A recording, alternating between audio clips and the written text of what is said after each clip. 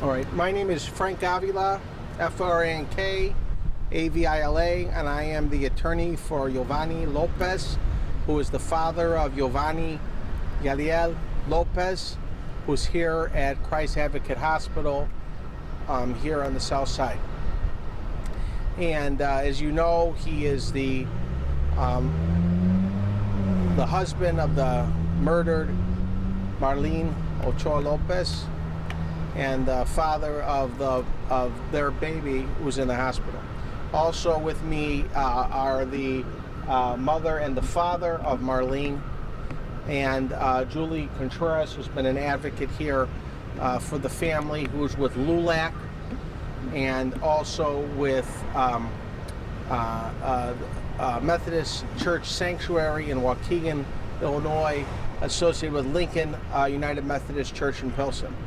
We just got out of a very long meeting with the hospital today, and I think it was a positive meeting, and we had certainly many questions answered medically, and I think that the medical questions were positive, and there have been some positive developments. Yesterday, I had the honor, I was very tired, but I had the honor of being with Giovanni, and I believe it was Julie was there, and some other people were there. The baby's grandmother was there. The baby's grandmother was there. I believe Marlene's mother was there, and they we and the godfather was there. Or pastor, I'm sorry, the pastor padrone of the Seventh-day Adventist Church was there also, and the baby breathed on his own, and we're very excited to hear that. As you know, the baby suffered asphyxia because of his mother being murdered, and so the baby lost oxygen to the brain. And yesterday, he was breathing on his own without a machine.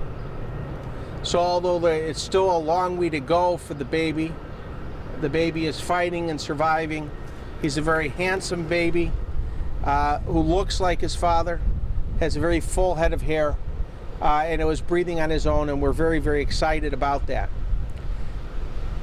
Now, although we did have a positive meeting and many questions were answered, and I realize and do respect the federal and state privacy laws such as HIPAA, we do believe there's questions that still need to be answered by the hospital that would be exception to HIPAA or would not be covered by HIPAA.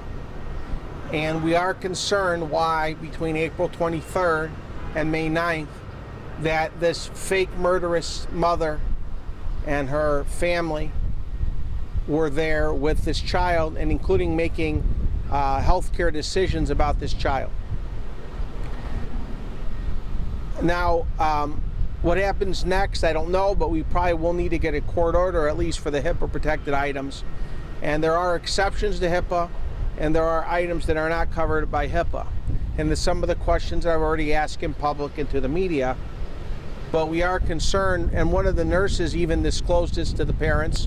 We don't reveal the nurse's name because we think she's doing the morally right thing, even if it is a technical violation of HIPAA. And that is that when the mother came in, she had blood on her upper body, but none on her lower body. Now, of course, the hospital did say, well, she could have changed, but it'd be very unlikely one would give birth and clean up and then change. That doesn't make a lot of sense. And then go to the hospital. The fake mother, I should say. The false, murderous mother. And that the hospital, as of yet, has not changed their policies or procedures, or general orders of ways of dealing with this kind of issue, this kind of crisis. If you do have a fake parent coming in, stealing a baby, and then claiming it's your own. We do want the public and the media to support Marlene's law, which would require DNA testing, and we hope that it indeed becomes law. And we also want to say that if the public could not get involved with either real or perceived disputes among the family members, that there should never be any threats of violence, that there are concerns about many items, but we should never have any threats of violence, or anything from the outside of a concern of any of the family members. It's a very emotional time. Emotions run very high, and we want to make sure that we take care of everything peacefully and internally as much as possible. We have a follow-up meeting with the hospital, specifically with the lawyers, as this meeting was set up by myself and Julie Contreras with the hospital.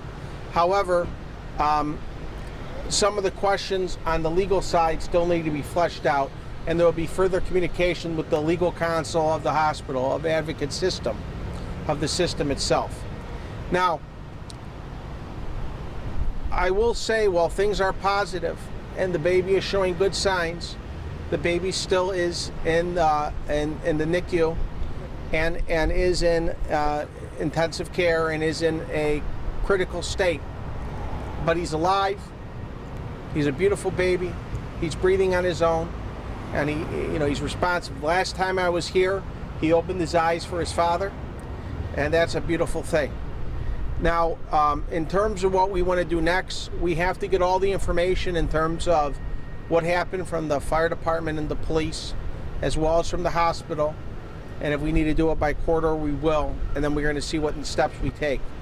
But we need to change the system and the policies and procedures that allow this to happen, so this never can happen to another person or family.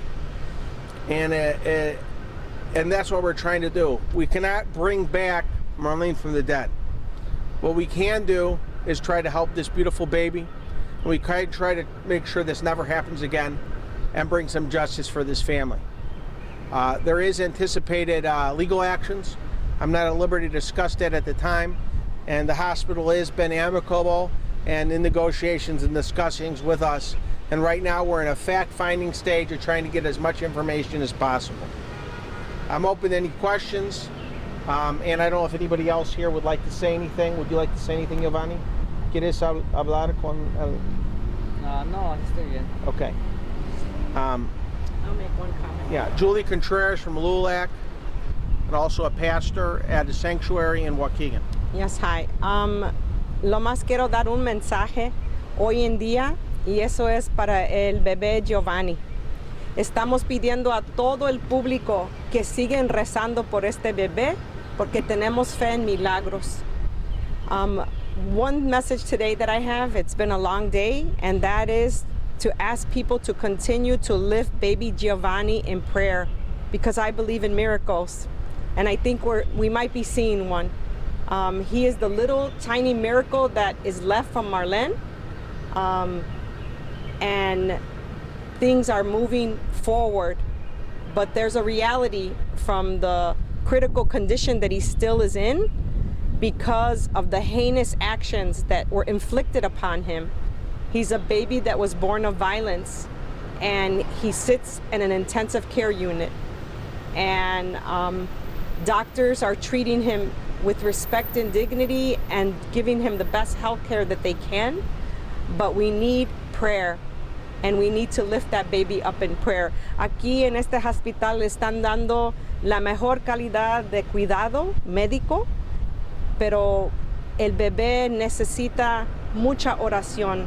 Él nació en violencia, su cuerpo sufrió mucho daño, y necesitamos las oraciones para ese bebé, porque creemos en milagros. Another update I wanted to give very briefly is we are getting a second opinion from another infant neurologist, as well as from another hospital in conjunction with this hospital, and they are cooperating and very happy about that, just to get a second opinion and look at any innovative or new therapies that could help this child. As you probably have heard on the criminal case, we understand that these murderers are pleading insanity, and although I'm not the prosecutor, I'm just the private lawyer for the family, we are following that case with very careful eyes, and we'll update you what we know that is available to the public as soon as we're able. Would the parents like to say anything? Okay. Giovanni would like to say a few words, Giovanni, por favor, podrá decir algunas even in palabras. Spanish, just how the baby's doing, his hope. Okay. You know, I'll let Julie do that, I'm sorry. or you want to What do you speak? say? Let the father, just say a few words, just Dice que no quieres decir unas palabras acerca de que él está respirando, no quieres decir nada. De la mejoría que Solo hay. sobre mejoría el del bebé y su salud. Pues yo le doy principalmente gracias a todo el pueblo que ha estado orando por nosotros. I want to thank all the people who have been praying for us. Pues gracias a sus oraciones mi hijo ya tiene un poquito más de salud. Thank you for all the prayers for my son. It seems like he has a little better health. Y esperemos que con todas sus oraciones que nos ayuden y que nos sigan ayudando, que él se siga recuperando de la misma manera que él lo está haciendo ahorita. I'm hoping that with all those prayers that you're giving, lifting him in, that he is going to continue to get a little bit better every day. So, no está conectado en este momento, está respirando. Técnicamente, On and off. On and off. So he has breathed on his own. He's not continuously breathing on his own. He is on a machine. For 15 minutes he breathed. But he breathed on his own, and I believe he's breathed on his own after that. They're taking him off, and then but it's a machine that his tubes are still in him. So if there's an emergency, it'll be clicked and he'll breathe with help. They'll breathe for him. could you talk about what information, I know you spoke on it briefly, you're trying to get from the hospital and how that is, you're doing that with HIPAA laws and all that? Well, I mean, my concern is, how does a woman who has no signs of giving birth, with blood on her upper body but not on her lower body, and again, I know you are family TV shows and normal times, but when a woman gives birth, many times she bleeds, and a routine gynecological examination and she was under the care of the hospital after giving birth. So either she didn't receive a gynecological examination, which would be suspect in itself, or she did, and a routine gynecological exam would have shown that she did not give birth. And there's other signs too, of course, is that after a woman gives birth, especially with a child with an umbilical cord still attached, a placenta still attached, and blood, that woman would not be walking. And we know that it was amateur C-section by the murderers. However, which also could have caused health issues in and of itself. But how could, if it was a normal birth, vaginal birth, there was no signs on the mother, how come she was able to move and walk and do things? That's impossible. And we know that medically, we know that from common sense, we know that from our own experience. I have 2 children, many of us here are mothers and fathers, and we know the experience here. So while some information cannot be released, so the murderers, especially the false mother, does have HIPAA rights, even her. And so the hospital cannot release her medical information. But there is information that is in the public domain also that's not HIPAA protected also, that I believe they can release, and there are exceptions to HIPAA. But if we have to, we'll get a court order, and we will make sure that those items are released for the benefit of the child and his health care if it provides any information, and also then for the benefit of Giovanni and his family and the parents, so they can get the justice that they need to know all the facts that are involved. What information is supposed to be public in your opinion? Well, I think what we were asking about who signed the birth certificate, because as many of you know in Illinois or in Cook County, that when you change the birth certificate, people who have DNA testing, parental cases, etc. The original birth certificate still stands. They just cross out a name and another name comes in its place. But that name is always there. So that means the murderers of the mother's name will always be on that birth certificate. Now I'm going to try to work with the elected officials to see what can be done about that. But I would say that's a concern. And I want to address that concern if we can. ¿Puede decir eso mismo en español, por favor? The hospitals also. No, I think, Roberto, why don't you say it in Spanish what you Roberto. just said? Well, the hospital's also declining to say that she was even in the hospital. Well, because so of her health. something important I think that was disheartening for the family. I mean, the attorneys are going to be the attorneys, the hospital, was the fact that they were told that they could not have any of that information because it was the murderer who killed their daughter and their wife. So you're protecting the rights of a murderer. Algo que fue muy difícil para la familia al fin, al punto, es que la familia está esperando las preguntas que hicieron y difícil para una papá, para un esposo, para una mamá, a escuchar que los derechos de una criminal que brutalmente mataron a su hija están protegidos abajo de la ley. Uno como mamá, papá, esposo, ¿cómo es posible que los derechos de ese criminal están protegidos bajo de la ley, pero dónde están los derechos de Marlen o del bebé Giovanni? Es como si es injusto, es como si están otra vez dañando a esta familia otra vez porque no les quieren dar esa información. Razones legales, pues entendemos, pero razones éticas y morales no entendemos. So you have a hospital that is following protocols and procedures, yet, you know, going back a month ago, they're defending the rights of this murderer, and it's hard for the family to hear that. It's difficult. It's painful. It's as if they're being re-victimized again. The heinous death that their daughter suffered, where was the rights of Marlen, or where are her rights? Where are the rights of baby Giovanni? So have you all seen the birth certificate, or that's what you're trying to get? No, They didn't want to let us see it. Okay. yeah. They asked us to wait because they're going to change, and I quote, change the names on it. So, Well, the hospital cannot change the names, as we understand. We have to do it through Cook County government. You know. So the last thing I'll say is that we are optimistic about the baby. We're very happy that the baby could breathe without the machine, even though it's not constant. Just to clarify that, it's not constantly breathing, but it is breathing without the machine. And you'll hear more on this case. We respect HIPAA laws. We respect the laws. We do think some things are not HIPAA. For example, the baby came in the first ambulance alone. But when I asked him that, I already knew the answer. But I was trying to get the answer from the hospital. So the baby comes in one ambulance that we'll call ambulance A, and the mother came in ambulance B. fake mother. The fake mother, the murderous fake mother.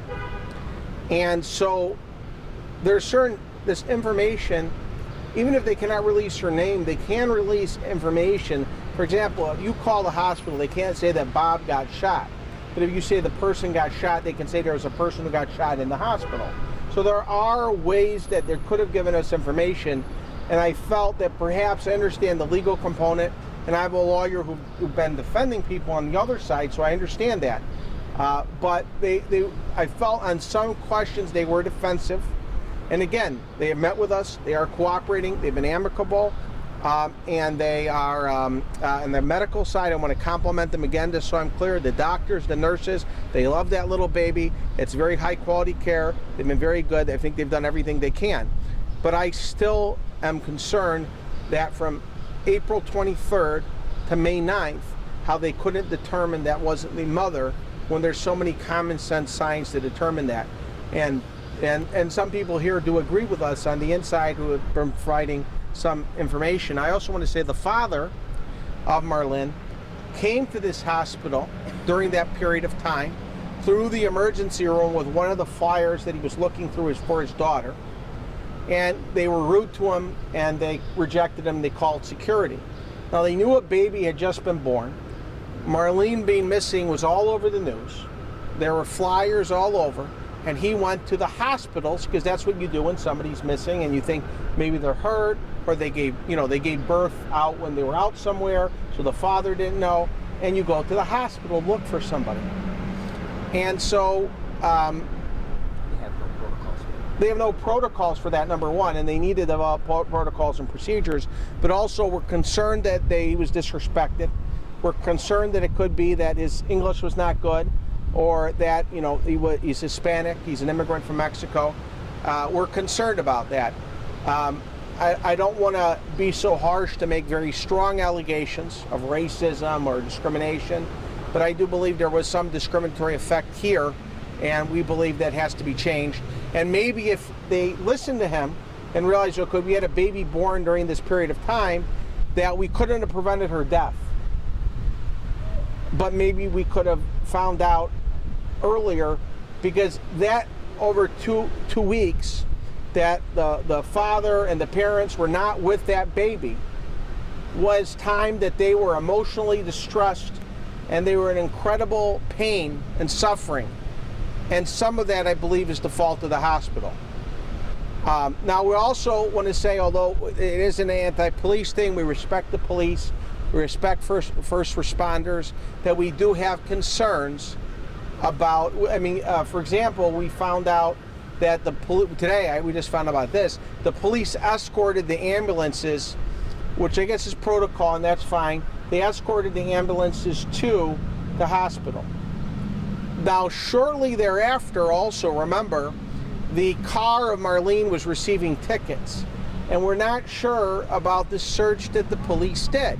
Now, I know that the response from the police department is that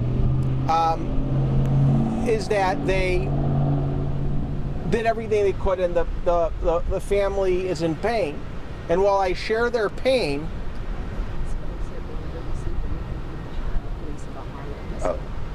while we share their pain, I'm more objective, and I still think things were wrong. I'm not just speaking out of pain or anger. That the car was with numerous tickets, which you could do an easy search in Chicago's databases. You could do an easy search to see the car got tickets on Leads, on iClear, or one of the other on NCIC, or one of the other law enforcement databases. The hospital said before they reported it on May 9th to the Chicago police and then to DCFS, that Chicago police never contacted them. Now, why wouldn't the Chicago police have gone to each hospital to search for Marlen? Now, this was something we just learned today. This is very important.